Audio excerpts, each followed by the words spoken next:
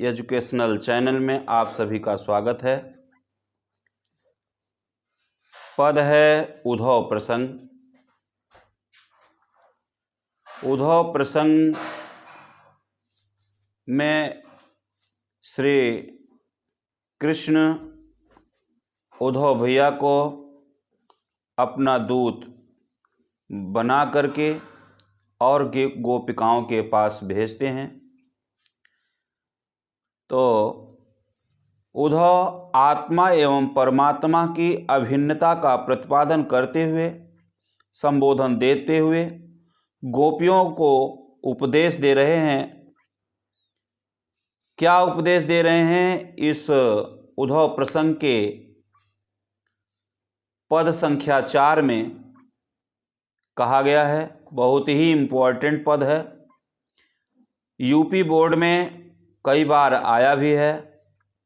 तो आइए हम इसका वाचन करते हैं, उसके बाद फिर अर्थ बताते हैं। कान्ह दूत कैंधो ब्रह्मा, दूत हैं पधारे आप, धारे प्रण फेरन को मृति ब्रजवारी की, धारे प्रण फेरन को मति ब्रजवारी की, कहे पे प्रीति रीति जानत ना, ठानत अनीति आनी नीति लय अनारी की, मानहु हम कान्ह ब्रह्मा, एक ही कहो जो तुम, तोहु हम भावती ना भावना अनारी की, जइहे बानी बिगरी ना वारिधि तवारिधि को, जइहे बानी बिगरी ना वारिधि तवारिधि को, बूंद बिलई है बूंद बिवस बिचारी की, बूंद बिलई है बूंद बिवस बिचारी की। तो आइए हम पहले एक एक शब्दों का अर्थ, मीनिंग बता देते हैं, उसके बाद फिर अर्थ बताएंगे। कैंधो अथवा यानी श्री कृष्ण पधारे। आज कैंधो कान्हा के बड़े भाई उद्धव पधारे हुए हैं, आए हुए हैं। पधारे माने आए हुए हैं। धारे प्रण, प्रण को धारण करके, ब्रजवारी ब्रजबालाओं को, गोपिकाओं को, ब्रज की वारियों को, और पै माने पर, परंतु पर परंतु, और रीति प्रीति, प्रीति माने प्रेम करना, अरीति माने रीति रिवाज पद्धति नियम, जानत मानते ना माने नहीं है, ठानत अनीति अन्याय करते हो, आनी अन्य विपरीत, भवति माने अच्छी लगती है, भावति भावति माने अच्छी लगती है।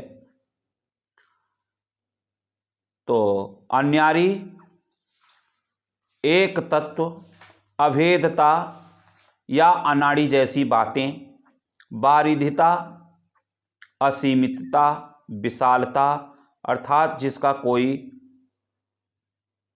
एक समय सीमा न हो, बूंदता लघु अस्तित्व यानी छोटा सा बूंद का एक रूप, यानी पानी का एक छोटा सा बूंद, विवश आसक्त यानी बेचारी, बेचारी उसी को कहा जाता है जो विवश होती हैं, जो कार्य करने में असक्षम होती हैं, उन्हीं को बिचारी कहा जाता है। विलई हैं, विलीन हो जाना, समा जाना। तो इस प्रकार से ये तो एक एक शब्दों का अर्थ रहा। अब हम अर्थ चलते हैं कि गोपियां उद्धव से प्रश्न पूछ रही हैं। अब उद्धव भैया गांव में गोपियों के पहुंच चुके हैं। यानी ब्रजबालाओं के गांव में पहुंच चुके हैं। कहते हैं कान दूत कैंधो हैं ब्रह्मदूत पधारे आप कान्हा के दूत हैं और कन्हैया के ब्रह्म हैं, परम ब्रह्म को जानने वाले हैं, आप यहाँ पधारे हुए हैं। अब बुद्धि को बदलने का प्रण लेकर यहाँ आए हैं। धारे प्रण फेरन को मति ब्रजवारी की, यानी गोपिकाओं के मति को बदलना चाहते हैं, इसलिए कृष्ण का दूत बनकर यहाँ आए हैं, ब्रह्मा का दूत बनकर आए हैं, परमपिता परमेश्वर का दूत बनकर आए हैं, डाकिया बनकर आए हैं, संदेशवाहक बनकर आए हैं। तो क्या कहना चाहते हैं?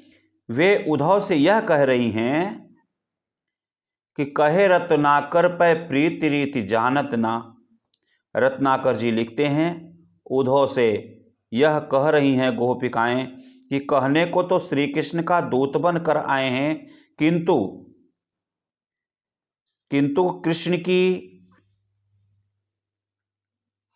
चर्चा न करके वे ब्रह्मा की चर्चा ही कर रहे हैं, ब्रह्मा की चर्चा कर रहे हैं। और कहते हैं ठानत अनीति आन नीति लय अनारी की।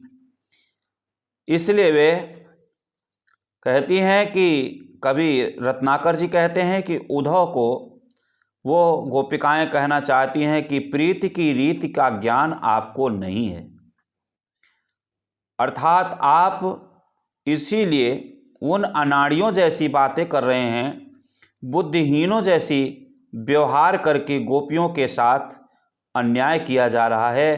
ऐसी भावनाओं के साथ रत्नाकर जी कहते हैं मान्यो हम कान्ह ब्रह्म एक ही कहो जो तुम हमको मान लो कि जो कान्हा है वो हम ही को मान लो, यानी कृष्ण और मुझ में कोई अंतर नहीं है, ये कोई बनावटीपन नहीं है, ब्रह्मा एक ही है, कहो जो तुम कहना चाहते हो।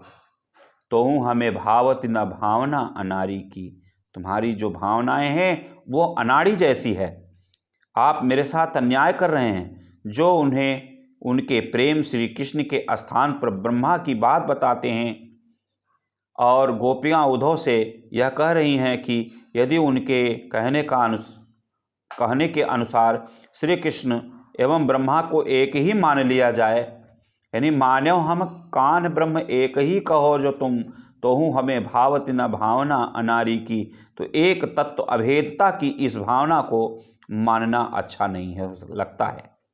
अर्थात एक ही तत्व हैं, चाहे हमको मान लो या परमपिता परमेश्वर श्री कृष्ण को मान लो, वही ब्रह्मा वही विष्णु वही सब कुछ है, ऐसा उद्धव का कहना है। लेकिन गोपिकाएं क्या कहती हैं? तो हूँ हमें भावत न भावना अनारी की, जई हैं बन बिगड़ न बारिदता बारिद को बूंदता बिलई है बोध विवश बिचारी की। गोपियाँ उद्धव से कह रही हैं कि ब्रह्मा अथाह समुद्र की तरह है, अर्थात अब गोपियाँ उल्टा उद्धव को समझाना चाहती हैं और कह रही हैं कि अथाह समुद्र की तरह है। उद्धव एवं जिस प्रकार से समुद्र की तुलना अथाह शक्ति से की गई है एवं जल की बूंदों के समान है, ऐसा गोपिकाएं कहती हैं। समुद्र में जल की कुछ बूंदें मिले या ना मिले, इससे समुद्र का अस्तित्व कोई प्रभाव नहीं पड़ता, अर्थात वो घटता या बढ़ता नहीं है। किंतु यदि एक बूंद समुद्र में मिल जाए, बूंदता विवश बिचारी बूंद बिलई हैं, बूंद अगर समुद्र में मिल जाए तो उसका अस्तित्व अवश्य ही समाप्त हो जाता है। मोहवश गोपियाँ यह कह रही हैं कि यदि वे ब्रह्मा से मिलने के लिए योग साधना करती हैं तो उसमें लीन होने से उनका अस्तित्व अवश्य ही समाप्त हो जाएगा। क्यों? क्योंकि जो साधना करता है परमात्मा में लीन हो जाता है, वो उसका साधना परम पिता परमेश्वर में ही अधीन हो जाता है। श्री कृष्ण की आराधना करने से उनका अस्तित्व बना रहेगा, घटेगा नहीं। जैसे विवश बूंद समुद्र के जल में मिलकर उसमें लीन हो जाता है, कहा है बूंदता बिलई हैं बूंद बूंद विवश की, वह बूंद का अस्तित्व समाप्त हो जाता है जब वह ब्रह्मा में लीन हो। अर्थात यहाँ ब्रह्मा और गोपिकाओं की तुलना जो की गई है वो बूंद समुद्र के समान की गई है।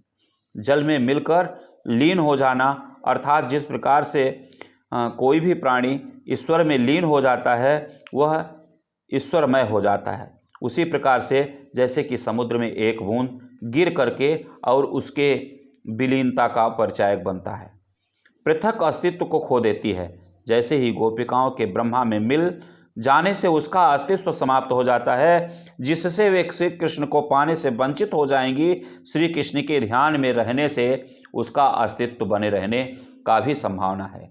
इस प्रकार से गोपियाँ उद्धव की बात मानकर ब्रह्मा को पाने के लिए योग साधना करने के लिए बिल्कुल भी तैयार हैं, हर प्रकार से तैयार हैं कि हम योग साधना करेंगे और हम श्री कृष्ण के अलावा किसी को भी मानेंगे नहीं। इस प्रकार से इसमें विप्लम श्रृंगार है, क्योंकि गोपियों के द्वारा आत्मा एवं परमात्मा की अभेदता की अस्वीकार करने वाली बातें कही गई हैं, अभिव्यक्त है, इसलिए विप्लम श्रृंगार रस है, भाषा ब्रज है, शैली मुक्तक है, छंद मनहर एवं संवैया है। ज़्यादातर इसमें अलंकार अनुप्रास यमक श्लेष पदमैत्री और दृष्टांत दिखाई देता है, लक्षणा व्यंजना है। धन्यवाद।